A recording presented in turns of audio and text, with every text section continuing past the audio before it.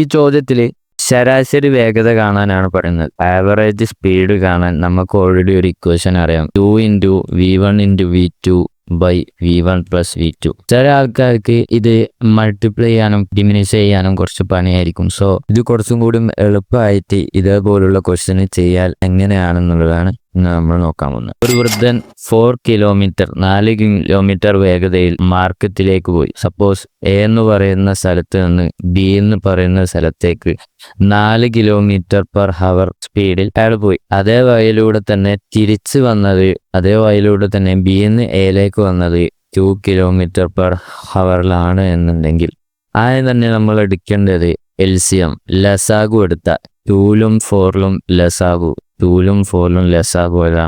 4 ആണ്. സോ 2 4 ആയി മാറാൻ എന്ത് ചെയ്യണം? മൾട്ടിപ്ലൈ ബൈ 2 ചെയ്യണം. 4 ആകാൻ മൾട്ടിപ്ലൈ ബൈ 1 ചെയ്യണം. അപ്പോൾ ആദ്യം തന്നെ നമ്മൾ ചെയ്യേണ്ടത് ഈ ന്യൂമറേറ്ററിൽ നമ്മൾ എടുത്ത LCM ഡിവൈഡ് ബൈ നേരത്തെ ഞാൻ ഈ സർക്കിൾ വട്ടമിട്ട് വെച്ച് 2 + 1 × 2 ചെയ്ത് കഴിഞ്ഞാൽ ആൻസർ കിട്ടും. 2 4 8/3 ആയിരിക്കും എന്ത് ആൻസർ.